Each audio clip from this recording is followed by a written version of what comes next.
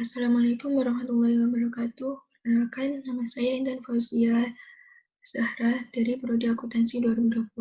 Di sini saya akan menjelaskan artikel konseptual yang telah saya tulis yang berjudul Konsistensi Usaha di Industri E-commerce di industri e-commerce pada anak muda di Kabupaten Sidoarjo.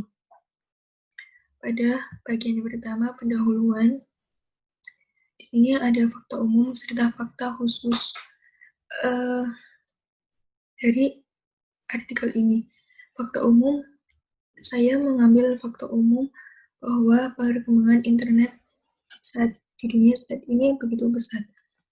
Sedangkan juga dijelaskan penelitian sejenis dari artikel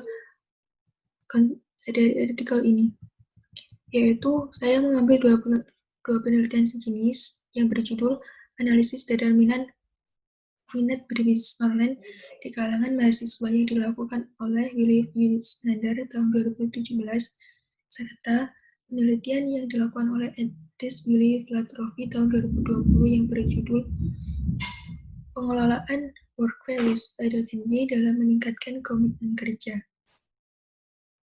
Pada bagian selanjutnya ada landasan teori. Di landasan teori ini, saya menjelaskan pengertian tentang anak muda, e-commerce, serta konsistensi berbisnis.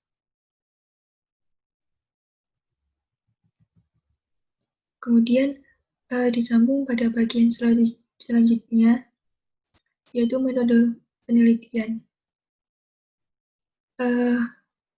Artikel ini menggunakan metode kualitatif dengan pendekatan perspektif fenomenologis. Dapat dipahami bahwa pendekatan perspektif fenomenologis merupakan suatu pendekatan yang memahami suatu permasalahan, memandang suatu permasalahan dengan berdasarkan pengalaman secara langsung. Kemudian dilanjut pada bagian hasil dan pembahasan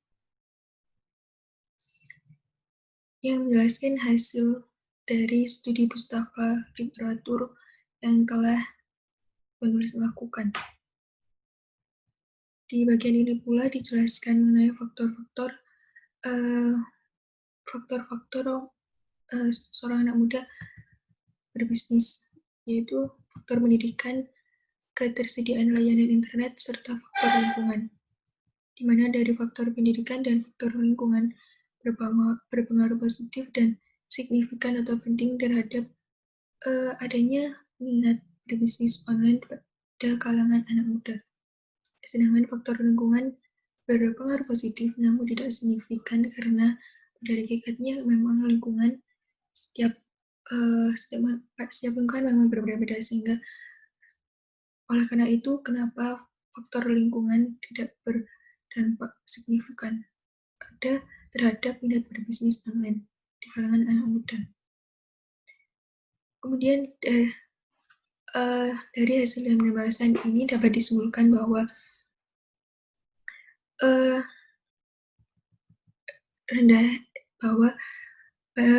minat berbisnis online di kalangan anak muda di Kabupaten Sidoarjo memang cukup bagus, tetapi kelemahannya di sini adalah mereka dalam berbisnis kurang memegang teguh komitmen kerja. Artinya ketika bisnis mereka turun hasil penjualannya, mereka cenderung akan memutuskan untuk berhenti dari bisnis mereka atau hanya sekedar untuk berhenti sejenak. Mereka menunggu peluang usaha lainnya. Hasil kesimpulan ini didapatkan dari hasil pengamatan yang telah dilakukan beberapa minggu terakhir, bahwa memang demikian. Banyak anak muda di Sidoarjo itu ketika berbisnis kurang adanya konsisten dalam menjalankan bisnis. Padahal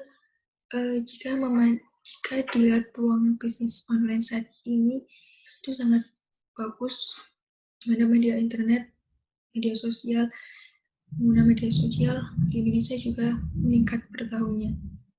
Selain itu, jika dilihat dari potensi di Sidoarjo sendiri, di mana dari data BPS tahun 2019 didapatkan hasil bahwa 3 lapangan usaha yang dominan membentuk pendapatan domestik bruto di Kabupaten Sidoarjo, yaitu dari bidang industri pengolahan sebesar 47,80%, industri perdagangan, reparasi mobil dan sepeda motor sebesar 16,31%, serta transportasi dan pergudangan besar 11,25%.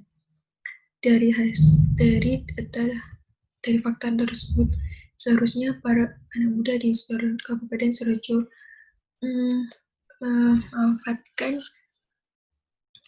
memanfaatkan fakta tersebut dengan berbisnis online.